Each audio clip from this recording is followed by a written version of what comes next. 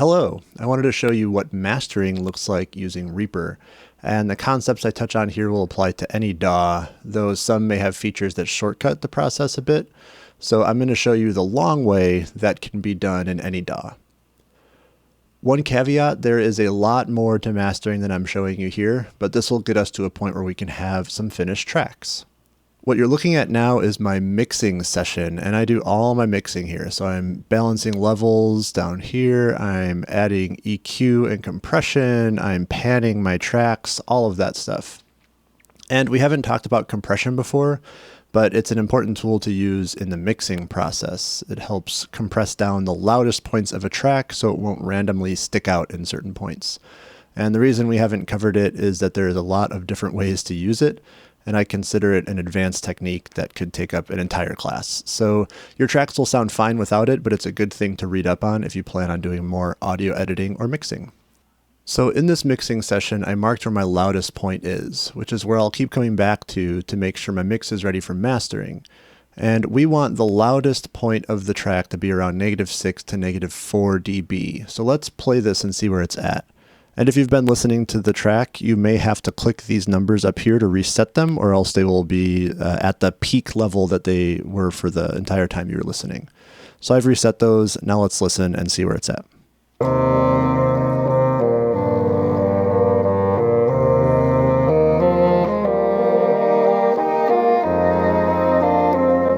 Okay, so that was the loudest point, and it's getting to about -4.9 in the right channel, -7.1 in the left channel. So we are okay. Now let's say it's not okay. What do you do? Well, essentially you just have to adjust the volume so that it gets to the point where it is okay, where it's between -6 to -4 dB at its loudest point. Now the way that I do that is I organize my tracks into folders or buses. Reaper lets you organize it visually into folders, which is really nice. You can collapse to folders. And basically, if the track is too quiet, you're going to make the tracks louder. If the tracks are too loud, if they're above -4 when at the loudest point, you're going to make them quieter. So let's say that my track was up here.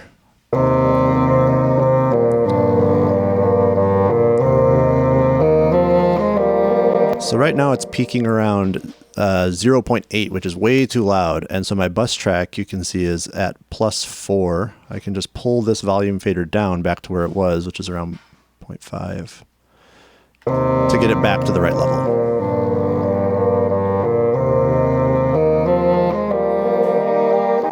And now it's just fine. So every DAW has a way of replicating this folder idea. Sometimes it's called bus or send tracks. I would recommend that you learn how to do that. It just makes that process much easier. Once your mix is in a good place, you can render it. We'll call this our stereo mix. So some of you have sent these to us already, but we want to make sure that we're rendering a high quality version to take to the mastering stage. Usually this just means rendering a WAV file, so let's open up the render area in Reaper, and I use 48,000 as my sample rate and 24-bit for my bit depth, but you want this to match whatever sample rate and bit depth your tracks were recorded in. And if you don't know that information, or if you have a mix of tracks with different sample rates and bit depths, you can default to 48,000 24-bit and it should be okay. So I'm going to call this Fairy Tale Stereo Mix for Mastering, and hit render. At this point, you can start a new project and drag in your stereo mix.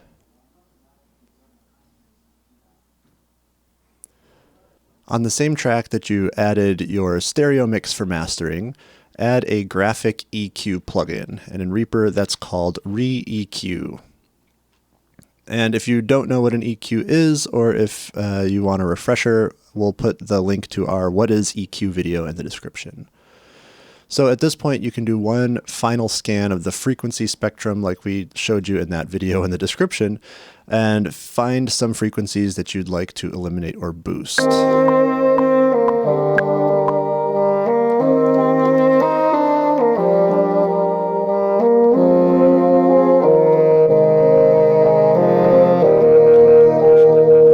As I scan through, I still notice that it's kind of heavy in this 500 range, so I'll bring that down just slightly. We're not doing huge adjustments here. And then I know that I tend to want a little bit more low end just from doing my own mixing for a while. So I add a little bit of low end here. This is where you might not know exactly what to do, and that's okay. So if you're not sure, you don't have to change anything at this point, and it should be okay. Last step, once you're happy with the EQ settings, is to put a limiter on. And a limiter is going to boost the volume, but it will limit how loud the track can possibly get. So this is Reaper's limiter. It's called Master Limiter. But every DAW tends to have some sort of limiter, and they all have the same things inside. So this is our threshold. As our threshold gets lower, the track gets louder. Sorry if that doesn't make sense, but setting it around -3 dB is usually good for this stage of the game. Then there's our limit, and this will set the level, the max level that a track can get to. So if it's set to -0.1, it means that a track cannot go above -0.1 dB. And if we've done everything up to this point properly, we should be in pretty good shape. So let me show you what the limiter does. Turning it on and off.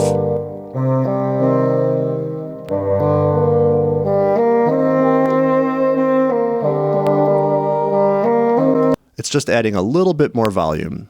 That's really all it's doing, but it keeps it protected from getting too loud and clipping or blowing out speakers. So that's it for mastering on the projects that we're going to be doing. At this point, you can export your final master or render it and give it a listen.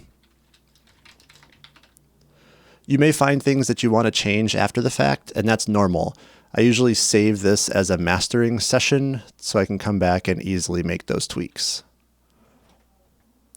So I hope this was helpful and helped you reap the benefits of Reaper.